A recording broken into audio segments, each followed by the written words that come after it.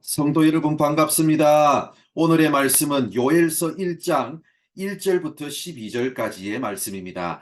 요엘서 1장 1절부터 12절까지의 말씀입니다. 부두엘의 아들 요엘에게 임한 여호와의 말씀이라. 늙은 자들아 너희는 이것을 들을지어다. 땅의 모든 주민들아 너희는 귀를 기울일지어다. 너희의 날에나 너희 조상인들의 날에 이런 일이 있었느냐? 너희는 이 일을 너희 자녀에게 말하고 너희 자녀는 자기 자녀에게 말하고 그 자녀는 후세에게 말할 것이니라. 팥중이가 남긴 것을 메뚜기가 먹고 메뚜기가 남긴 것을 느치가 먹고 느치가 남긴 것을 황충이가 먹었도다. 취하는 자들아 너희는 깨어 울지어다. 포도주를 마시는 자들아 너희는 울지어다. 이는 단 포도주가 너희 입에서 끊어졌음이니 다른 한 민족이 내 땅에 올라왔음이로다. 그들은 강하고 수가 많으며 그 이빨은 사자의 이빨 같고 그 어금니는 암사자의 어금니 같도다. 그들이 내 포도나무를 멸하며 내 무화과 나무를 긁어 말갛게 벗겨서 버리니 그 모든 가지가 하얗게 되었도다. 너희는 처녀가 어렸을 때에 약혼한 남자로 말미암아 굵은 배로 동이고 애곡함같이 할지어다. 소재와 전제가 여호와의 성전에서 끊어졌고 여호와께 수종드는 제사장은 슬퍼하도다. 밭이 황무하고 토지가 마르니 곡식이 떨어지며 새 포도주가 말랐고 기름이 다하였도다. 농부들아 너희는 부끄러워할지어다.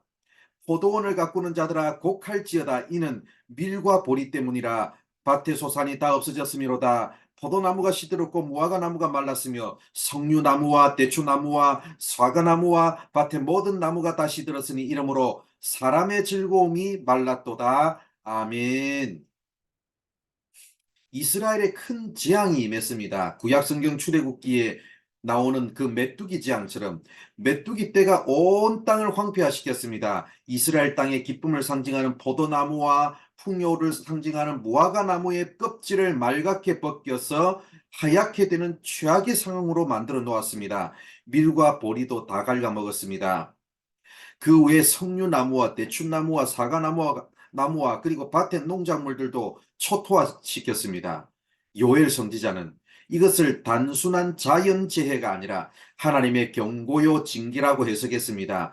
구약 성경을 보면 여러 곳에서 포도나무와 무화과나무를 하나님이 주신 복을 상징하는 것으로 소개합니다. 그런데 하나님의 복을 상징하는 나무가 초토화됐기 때문에 여기에 분명 하나님께서 주시는 경고의 메시지가 있다는 것입니다. 결국 육의 양식이 마르는 재앙을 통해 하나님의 말씀의 양식을 먹지 않고 말씀을 청종하지 않았던 죄를 돌이킴으로 다시 하나님의 말씀에 순종하는 백성이 되도록 이끄시는 하나님의 경고의 메시지가 그 재앙 안에 있다고 봐야 되지 않겠습니까?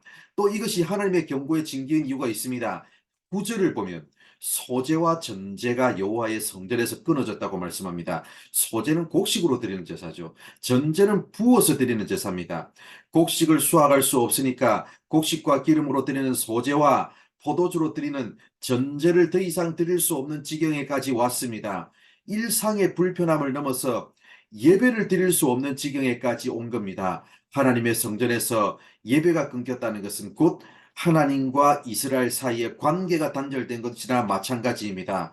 이거야말로 큰일 아니겠습니까? 그러므로 이 재앙은 이스라엘 백성들을 향하여 하나님께 드리는 예배가 얼마나 소중한지를 하나님과의 관계가 얼마나 중요한지를 깨달으라고 경고하시는 하나님의 메시지이기도 합니다. 우리는 얼마 전 코로나 팬데믹으로 인해서 매일 누리던 일상과 매주일 드리던 예배가 얼마나 큰 은혜였는지를 실감할 수 있었습니다. 우리는 코로나 팬데믹을 거치면서 평범한 일상의 소중함 그리고 예배의 소중함을 발견했습니다. 사랑하는 성도 여러분, 매일 계속되고 변하지 않고 아무 일도 일어나지 않는 그 평범한 일상이야말로 하나님의 선물이며 이렇게 교회 와서 예배를 드릴 수 있음이 하나님의 은혜임을 알고 일상의 감사, 일상의 감격적인 예배가 끊이지 않는 우리의 삶이 되기를 바랍니다.